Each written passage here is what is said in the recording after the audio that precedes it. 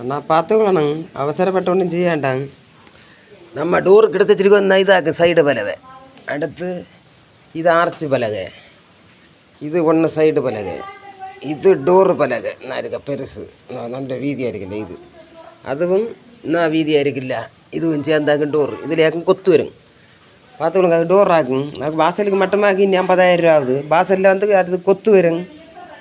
அடுத்து கதவில் கொத்து குருசு மாடல் இல்லாமல் 2 டிசைனு அதெல்லாம் நம்ம எக்ஸ்ட்ரா தான் பார்க்கணும். இது இல்லைன்னா அந்த கதவு நம்ம அந்த கதவு எடுக்கும் முன்னே இருந்தால் நமக்கு இதிலே 10, 30, 40,000 ரூபா லாபம் வந்துருக்கு.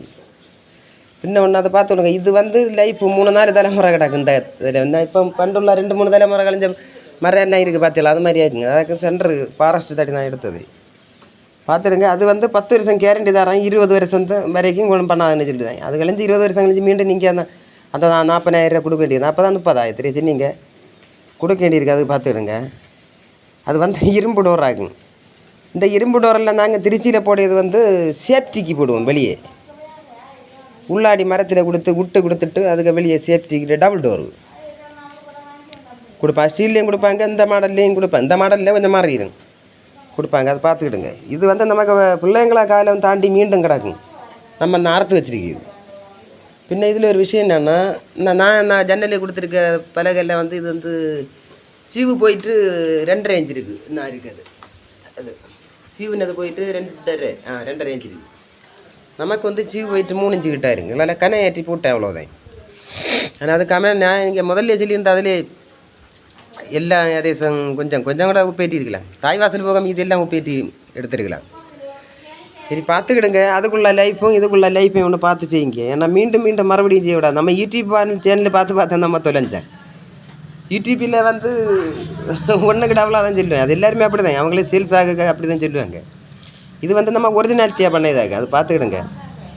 பின்ன ஒன்று இந்த நம்ம இதே பார்த்துக்கிடுங்க. பைசா ஆகும். ஏன்னா கட்டளை எடுக்கிறது ஒன்று எடுத்துகிட்டு அடுத்து இந்த சைடு தான் இருக்குல்ல, இந்த பூ கொத்தணும்.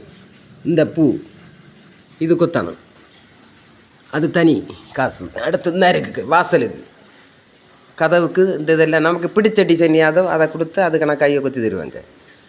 அது கொத்தணும். எல்லாம் பார்க்கவும் பைசையில் செலவாகும். ஆனால் லைஃபு கிடக்கும். அது ஒன்று பார்த்துடுங்க. அது உங்கள் விருப்பம். என்ன நம்ம ஒன்றும் சொல்ல முடியாது. பைசா போடுறவங்களுக்கு தான் அதுக்கு கஷ்டம் தெரியும். நம்ம இவ்வளோ ரூபா ஆச்சு அங்கே பில்லு அனுப்பி கொடுப்போம், இங்கே போடுவீங்க. நமக்கு அது ஒன்றும் தோணாது. நமக்கு தெரியும். ஏன்னா நம்ம வீடு வேலை செய்ததால நமக்கு தெரியும் 3 லட்ச ரூபா நமக்கு வீட்டுக்காக இருக்குன்னு.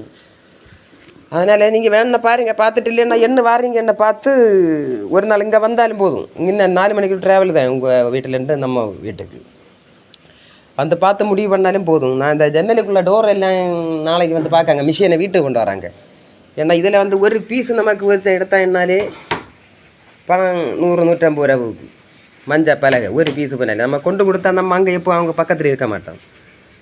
அதனால் அவங்கள மிஷினை கொண்டு வர சொல்லியிருக்கேன். நாளைக்கு கொண்டு வந்து வீட்டில் வச்சு பார்க்கட்டும். வேறு பர்னிச்சர் அந்த இது கட்டளை வாசல்லாம் ஒரு கடையில் நடந்துகிட்டு இருக்குது. இதை வந்து வேறு இன்னொரு கடைக்கு கொடுக்கேன் டோருக்கு. இல்லைன்னா குயிக்காக முடியாது. சரி பார்த்துடுங்க.